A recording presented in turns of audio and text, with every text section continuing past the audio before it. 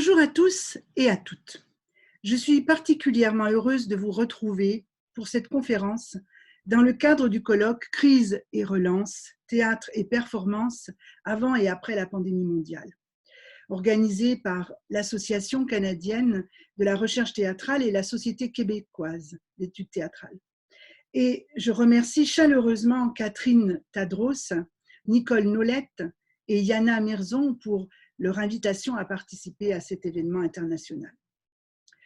La conférence que je vous propose aujourd'hui est l'occasion de partager le travail que je mène au sein du laboratoire CFEA, Scène francophone et écriture de l'altérité, de l'Institut de recherche en études théâtrales, sur les corps marrons des scènes contemporaines, et s'intitule « Le marronnage, un modèle de salut pour la création théâtrale ».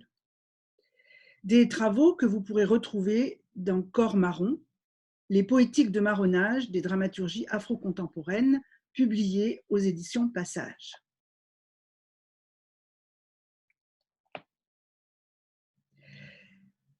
En dépit des interdits et de l'ordre coercitif de la plantation, les esclaves ont déployé à travers les spectacles que les maîtres, pour leur plaisir, exigeaient d'eux, un geste marron de résistance et d'émancipation.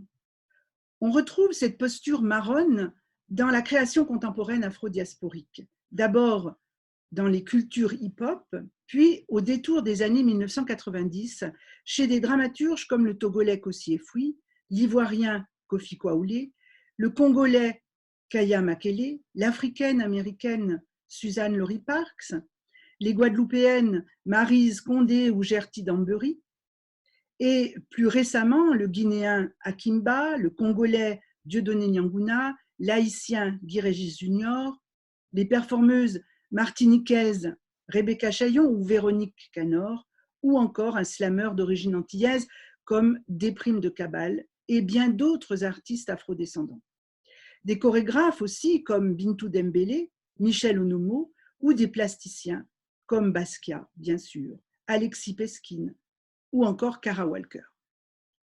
Ce geste créateur de résistance marronne consiste à s'adapter, à se réinventer constamment, à ne jamais être où on vous attend, à changer d'état et au final à fausser compagnie aux attendus pour se fondre au cœur de la forêt du monde et mieux se jouer de l'ordre établi, des institutions et des héritages coloniaux.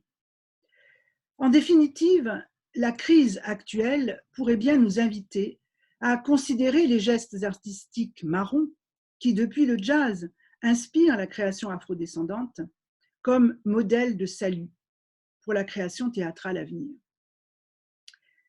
Le marronnage est un geste d'émancipation en terrain dominé, une invention de liberté au cœur même de l'impossibilité. L'esclave marron est celui qui quitte la plantation et s'enfonce dans la forêt pour se soustraire à l'ordre colonial et reconstruire son monde perdu au creux de la nature. Le marronnage est un geste de salut qui passe par l'échappée, le camouflage, l'invisibilité et la reconstruction de soi. Ce marronnage héroïque que les colons réduisaient à un retour à l'état sauvage, une dédomestication, et c'est le sens de El Cimarrón en espagnol, un terme des Indiens Caraïbes que les colonisateurs ont repris pour attribuer aux esclaves qui, comme les poules ou les cochons, quittent l'enclos pour retourner à l'état sauvage. Ce marronnage est notamment à l'origine des peuples Bushinangé en Amazonie, les peuples de la forêt qui descendent de ceux que l'on appelait les nègres marrons. Mais il est aussi à l'origine des soulèvements si redoutés par les maîtres et toujours très brutalement réprimés. C'est ce que l'on appelle le grand marronnage et dont les colons craignaient particulièrement la menace puisqu'il pouvait mettre en péril l'ensemble de la colonie. D'autant que les marrons s'alliaient aux peuples indigènes, aux Indiens, et sapaient les fondations de l'organisation coloniale, entretenant la guérilla, comme ce fut le cas en Nouvelle-France, en Louisiane, avec les Natchez. Aussi, quand les chiens rattrapaient les marrons, ceux-ci étaient soumis à des punitions symboliques et radicales. Oreilles tranchées pour ne plus entendre l'appel de la forêt, jarrets ou tendons d'Achille sectionnés pour ne plus se lancer dans la course vers la liberté. Mais au fil du temps, les esclaves ont développé d'autres stratégies de marronnage, un marronnage de l'intérieur, que l'on identifiait comme un petit marronnage. Ils construisirent au nez et à la barbe du maître un espace de liberté dérobé, fondé sur une collusion entre les esclaves de la plantation. Cette liberté, cette reconstruction identitaire et culturelle, cette échappée à la coercition de l'intérieur a entretenu les pratiques musicales et chorégraphiques, mais aussi les pratiques d'oralité transportées au fond de la cale du bateau négrier et donné naissance à ce qui deviendra les musiques et les danses noires populaires. Ce que l'on nomme aujourd'hui le jazz est en fait cette vibration générique qui trouvera une dimension internationale après la guerre de sécession et le détour par l'Europe avec la Première Guerre mondiale. En s'appropriant le corps du noir, le maître s'appropriait sa force de travail, son énergie laborieuse, mais il s'appropriait aussi le corps source de plaisir. Plaisir sexuel, bien sûr, mais également plaisir du divertissement. Les négriers ne manquaient pas d'apaiser leur démangeaison sexuelle auprès de ces corps entassés nus dans la cale, mais ils obligeaient aussi les nègres à danser et à faire de la musique sur le pont du navire, exercice physique nécessaire à la bonne hygiène de la cargaison, disait-on, mais aussi moment d'amusement pour l'équipage. Une fois sur les plantations, les jeunes esclaves, les plus talentueux, étaient contraints d'offrir du divertissement aux maîtres. Et si le tam-tam des tambours était interdit, car les maîtres avaient bien perçu qu'ils transmettaient des messages de loin en loin, susceptibles de fomenter les révoltes, les esclaves à talent pouvaient concevoir des spectacles musicaux agrémentés de chants et de scénettes comiques qui racontaient des anecdotes, illustraient la vie de la plantation, les actions du maître et flattaient les activités de la société blanche. Une tradition dramaturgique s'est ainsi construite qui reposait sur la satire et surtout sur le faux-semblant. Les esclaves jouaient des spectacles qui, en réalité, se moquaient des maîtres. Les caricaturaient, dénonçaient la violence et les abus, donnaient des astuces pour contrarier le travail, faire échouer certaines entreprises, organiser la fuite de ceux qui souhaitaient prendre le maquis. Mais la dimension subversive de ce théâtre musical des plantations n'était pas perçue par la société blanche, ni les maîtres, ni les visiteurs du Nord, ni les voyageurs européens n'en percevaient le sens souterrain. Ils en restaient à l'aspect drôlatique qu'ils jugeaient bénin et sans conséquence. Et je vous renvoie ici aux travaux de Geneviève Fabre pour le CNRS sur le théâtre noir aux États-Unis. Ces spectacles déployaient avec ingéniosité et malice toutes sortes d'astuces humoristiques en s'appuyant sur les détournements de sens, les jeux de mots, les déformations articulatoires et l'art du signifiing, qu'a notamment analysé Henry Louis Gates comme une spécificité de la littérature africaine-américaine. Ils exploitaient également les fables américaines, les fables africaines, animalières, et jouaient de toutes sortes de travestissements. Il faut rappeler ici le constat du philosophe anthropologue Denethem Tuam Bona dans Ligne de fuite du marronnage, publié en 2018 dans la revue Multitude. Indissociables du marronnage, les techniques de camouflage, dit-il, s'étendent à la façon dont les esclaves vrillent la langue du maître, parce qu'il soumet le français à des variations polyphoniques. le créole peut chiffrer, coder, crypter les pensées les plus subversives. Or, ces pratiques devaient sans cesse se renouveler, changer pour ne pas être repérées.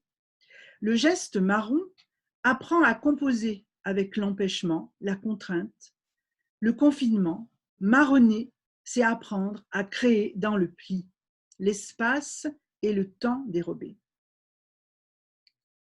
À la fin des années 1980, au moment où se déploient les pratiques hip-hop, les danses urbaines et où émerge la pensée post-coloniale, un dramaturge comme Kosi Efoui devient le fer de lance au théâtre de cette attitude marronne, qui lui paraît essentielle pour échapper aux assignations identitaires que subissent alors les dramaturges africains, notamment francophones, à qui l'institution continue de dicter la pratique artistique et de circonscrire ce que doit être l'esthétique africaine.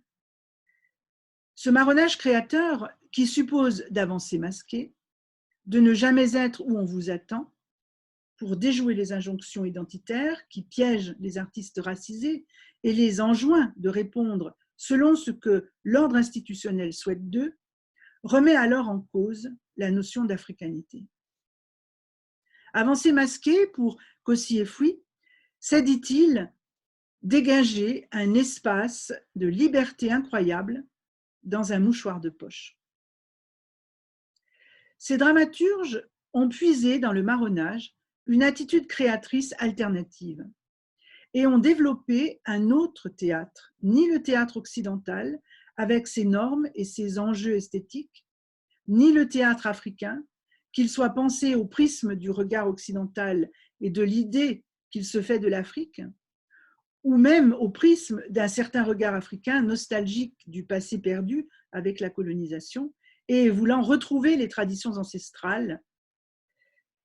Ces dramaturges rejettent en fait toute exotisation exhibitionniste, héritée des expositions coloniales et des zoos humains. D'où par exemple la position véhémente de Dieudonné Nianguna dans sa pièce « M'appelle Mohamed Ali ».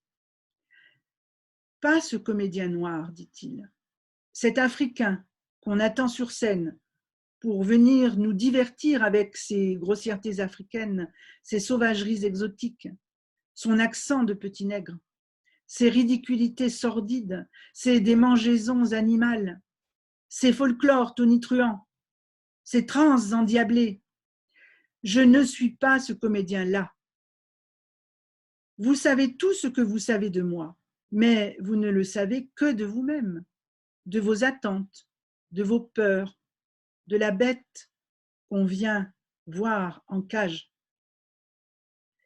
L'histoire que vous attendez n'aura pas lieu. Vos attendus l'ont déjà mangé. C'est ça mon théâtre. Mon théâtre est le drame de ce qu'on veut du théâtre africain. Ce n'est pas une histoire que vous connaissez. Le temps des spectacles est passé. Même la nudité ne transmet plus la vérité. Nous allons fermer le théâtre pour ouvrir l'homme du dedans. Ces dramaturges refusent aux spectateurs tout dépaysement exotique et divertissant, mais refusent aussi les éléments dramaturgiques qu'ils pourraient reconnaître comme relevant de la tradition théâtrale occidentale. Ils affirment une identité dramaturgique, mouvante, délibérément insaisissable, jamais close, toujours en devenir, toujours en mutation, faite de marcotage et de créolisation, pour reprendre la formule d'Édouard Glissant. Une dramaturgie inventive et inédite, délibérément monstrueuse, Frankenstein même, qui met en crise le spectateur, ébranle ses certitudes, ses idées reçues, renverse tout manichéisme, toute simplification. Dieudonné Nianguna parle notamment de la nécessité de boxer la situation et aborde le théâtre comme un kung-fu avec le spectateur. Ce théâtre est l'illustration même de ce que tente de définir alors Homi Bhabha dans sa pensée du post-colonial, avec le concept d'hybridité et le tiers-espace. Un espace de négociation qui rejette l'opposition colon-colonisé, dominant-dominé, centre-périphérie, autrement dit, l'opposition binaire pour une voie d'invention et de dépassement, une voie créatrice alternative.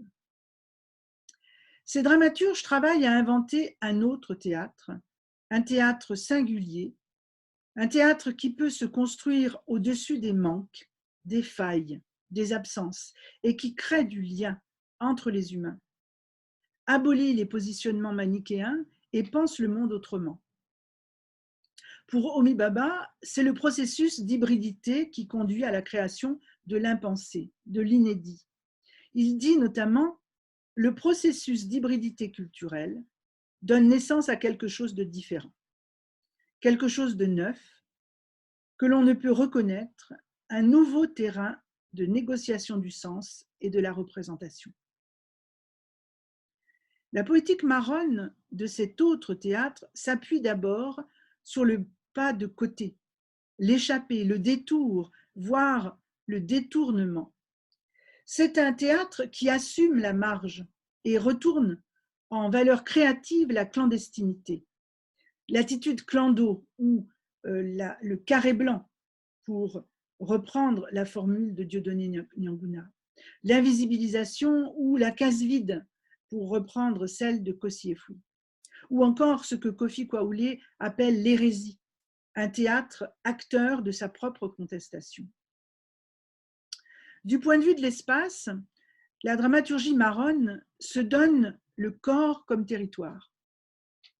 Le corps est en effet le théâtre du drame, le théâtre des opérations, car le corps est le territoire à reconquérir, le territoire dérobé au maître, et cet autre corps, le corps du rêve de l'esclave, ce corps sur lequel le maître n'a pas de prise, est le corps marron. Un corps puissant, protéiforme, un corps musical, vibratoire, car l'esclave appartient au maître, mais le maître des rêves de l'esclave est l'esclave seul, dit l'adage dans Fama de Kofi Kwaoulé. Il faut réécouter ici la voix de Denetem Twambona dans La fugue créatrice des nègres marrons, publiée en 2016. Le marronnage, dit-il, se définit comme un processus de dédomestication, comme un ensauvagement créateur, comme une indocilité radicale. Cette indocilité se manifeste d'abord dans le corps. Le marronnage est avant tout riposte inventive qui passe par des postures, des techniques corporelles, tout un savoir incorporé. Cible de l'appareil esclavagiste, le corps est le premier théâtre d'opération, la première position à libérer, le premier droit à restaurer. La course folle du marron s'inscrit dans une culture insurrectionnelle du corps, corps à corps de la révolte, corps suicidé, corps dansant, chantant, vibrant, corps possédé. À l'origine, tout rythme est rythme d'une course, martèlement des pieds sur le sol, martèlement du cœur sous la poitrine, martèlement des mains sur la peau tendue. C'est d'abord au moyen du rythme que l'Africain déporté trace une ligne de fuite. Du point de vue du temps, c'est l'imprévisibilité qui prévaut, afin de rester dans l'immatérialité, d'éviter toute fixation et de privilégier l'énergie d'improvisation. Autrement dit, créer, rien dans les mains, rien dans les poches, rien autre que le corps et la voix, et finalement avancer léger, sans attache, sans poids. Denetem Twambona dit encore, par leurs gestes et mouvements virtuoses, par leur dislocation rythmique, les corps marrons s'épurent, s'effacent, se virtualisent dans le suspense d'une blue note indocile. Le rapport au jazz de Kofi Kwaoulé, dans son approche dramaturgique, renvoie à cette dimension d'imprévisibilité. Écoutons-le dans Frères de son. Le jazz dit une chose simple. Le royaume est perdu, et en perdant mon royaume, j'ai fait l'expérience qu'il n'y a rien d'immuable. Que ce que je dois construire, ce n'est pas l'Empire State Building, ce n'est pas la Tour Eiffel, ni une cathédrale ou une pyramide. Ce que je veux construire n'est pas de l'ordre du tangible, parce que j'ai fait l'expérience de la perte. Je veux construire un édifice immatériel qui sera toujours instable, toujours improvisé, qui ne sera pas un monument, qui ne sera pas quelque chose qui se fixe, qui se fige, mais un édifice qui ne pourra jamais s'écrouler. C'est ce défi que porte en lui le jazz tout le temps. J'ai perdu mon royaume, mais j'en construis un autre qui échappe à toute destruction, un royaume suspendu en dehors de toute fixité. Il sera une question perpétuelle. Je crois que c'est ce rêve-là que raconte le jazz. Et ce n'est pas seulement un rêve noir, mais un rêve humain. Cette expérience de la perte fonde la communauté noire. Dépossédés de tout, les Noirs étaient en situation de mieux comprendre le monde tel qu'il est, de mieux exprimer la nécessité de construire quelque chose d'indestructible, d'insaisissable. Ils ont créé le jazz pour exprimer l'aventure noire, qui est finalement toute l'aventure humaine. C'est cette dimension du jazz qui m'émeut, comment le jazz dit l'aventure humaine, cette idée d'inachèvement, de fragilité. Faire du jazz, c'est contester ce qui est arrêté et qui semble figé à jamais. C'est un grand rire dans le monde, une faille. C'est pour cela que j'aime tant Armstrong et Dizzy Gillespie, leur rire éclatant devant ce monde qui fait tout pour oublier sa faiblesse. C'est un extrait de Frères de son que Kwaoulé donne en entretien à Gilles Moëllic. L'enjeu de cet autre théâtre n'est pas de construire un édifice inébranlable, une forteresse, un tombeau, mais au contraire de construire au-dessus du vide en acceptant la perte, le manque, l'absence, la disparition. Construire en somme un théâtre funambule, un théâtre pont de lianes éphémères, à transporter partout, qui unit les hommes en dépit de leurs différends et de leurs différences, tisse des liens entre les vivants et les disparus dans l'ici et maintenant. Un théâtre qui se fait geste cérémoniel et mémoriel et qui a une vraie dimension eucharistique pour reconstruire la communauté, reconstituer le maillage social, comme le fait l'art du tembe et des entrelacs dans la sculpture des peuples bushinangés. La vision poétique et fantasmagorique que Dieudonné Nianguna donne de ce théâtre somnambule-funambule est intéressant à méditer. Un somnambule qui glisse le long d'une corde à linge, mais jamais ne tombe, dit-il, et jamais ne reste debout. Il glisse sans cesse, et son périple est sans fin, une corde rattachée aux deux infinis qui traversent le monde. Ses pieds claudiques, plus petits que son corps léger et fourchu, le vent le harcèle, il court sans yeux le long de la corde à linge, sans équilibre, mais jamais ne tombe. Il bascule, dort en marchant, se laisse happer, se penche comme un hasard, tandis que maman n'arrête pas d'étaler le linge sale de la famille, le somnambule passe dessus. C'est dans Sheda, la partie songe, publiée dans les carnets livres. C'est pourquoi ces dramaturgies se veulent incantatoires. Elles travaillent sur le conte et la musique comme espace de reconstruction du corps social. Ce corps social désancré, comme le dit Denetem Bona, décousu, démantelé, démembré. et ils explorent un nouvel état de corps par le théâtre et la musique, un corps diasporique, reconstruit dans une choralité des voix. Qu'as-tu fait de ton frère? Cette question, qu'as-tu fait de ton frère, fonde la spécificité du théâtre en tant qu'art. Je veux pouvoir répondre à cette question si Dieu me la posait. Qu'ai-je fait de mon frère? Ce que j'en ai fait, j'essaie d'en témoigner dans mon théâtre, dit Kofi Kwaouli. En refusant l'enclos des identités d'assignation, en choisissant de marronner, les dramaturgies contemporaines de la Caraïbe et des diasporas africaines disent avec force la dissémination et la perte du corps, le corps colonisé, corps brisé dans l'esclavage, mais aussi corps social pulvérisé et corps identitaire délité et confisqué par l'acculturation imposée par l'histoire coloniale. Cette question du corps social, d'appartenance, démembré et perdu, se pose aussi aux afrodescendants français que la société française renvoie systématiquement à un ailleurs culturel et contraint à se construire une identité de transmission parentale orale, faute d'une identité nationale qui ne va pas de soi dans le regard de l'autre.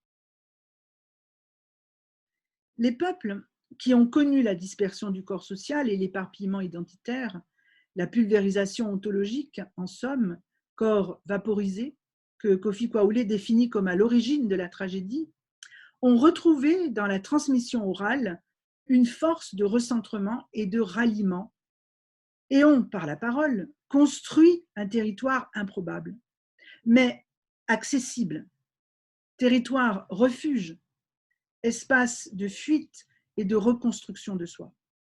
Contre toute attente, musique et oralité ont été le salut des peuples de la diaspora, victimes de la traite et déportés avec leur seul corps pour tout bagage, embarqués nus dans la soute des bateaux négriers. La confiance faite à l'homme, à son corps et à sa mémoire, plus qu'au matériel, a permis le transport en toute clandestinité des chants, des sons et des histoires. Or, les formes dramatiques contemporaines, afro-caribéennes, toujours pétries d'oralité, restent plus que jamais le lieu d'expression d'une conscience diasporique, qu'elle soit héritée de l'histoire coloniale ou des migrations plus récentes. Ces expressions scéniques abordent en effet le théâtre comme un art du dépassement de la perte, un art de reconstruction et de partage.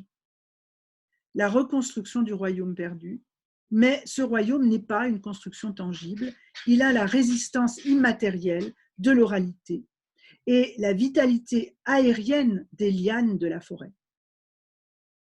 Être marron, c'est être forêt, rappelle Denetem Touambona, en reprenant la formule de Jean-Baptiste Vidalou dans Être forêt, habiter des territoires en lutte, publié à La Découverte en 2017. Pourquoi, dit-il, utiliser le modèle végétal de la liane pour penser l'émergence d'un nous, une communauté décloisonnée, embrassant les individus et les groupes les plus divers? Sans doute parce que la liane dispose d'une formidable puissance d'entrelacement. Son échappée vers les cieux n'est possible que parce qu'elle compte sur les autres, parce qu'elle se mêle aux autres, tout en les entremêlant. La crise sanitaire nous a tous contraints à expérimenter la dissémination, l'éloignement, la dispersion, l'impossibilité du rassemblement, le démembrement du corps social et la perte de nos territoires d'appartenance. Le marronnage des dramaturgies afro-diasporiques est un modèle de salut car c'est un théâtre qui accepte la perte, la disparition, un théâtre qui ne se veut ni dans la nostalgie, ni dans l'innovation, ni tourné vers le passé, ni tendu vers l'horizon à venir, mais dans une économie recentrée sur le corps avant tout, une essentialité éthique et esthétique. Le corps comme résonateur de la parole, nerf même de l'oralité. Le corps de l'échappé, celui qui s'envole dans l'imaginaire. Le geste marron est dans un temps et un espace escamotés, donc sans perspective centrifuge. Au contraire, toutes les énergies du geste marron sont centripètes, tournées vers les corps et ce qui les unit. Nous allons fermer le théâtre et ouvrir l'homme du dedans, dit Dieudonné Nianguna. Ce théâtre marron se fait fabrique de cérémonies, selon la formule de Kosciuszko, et permet de reconstituer le corps social, le corps de la nuée, et de sortir de l'isolement pour à nouveau faire corps et s'envoler, rêver ensemble et déployer une force de résilience. Faute d'habiter un territoire, le marronnage apprend à habiter le temps. C'est cette énergie que devrait embrasser le théâtre de demain, afin de travailler sur la vibration, la murmuration qui unit les corps de la nuée et permet de retrouver le corps social, le corps choral, autrement dit le lianage de notre humanité, l'esprit de la forêt, dont parle encore Édouard Glissant.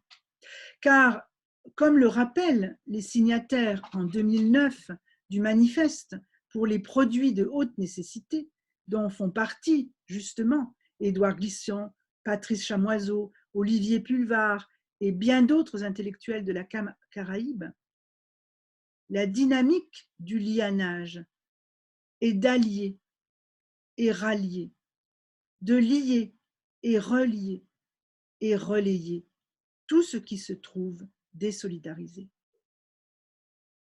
Merci de votre écoute et bonne continuation de colloque.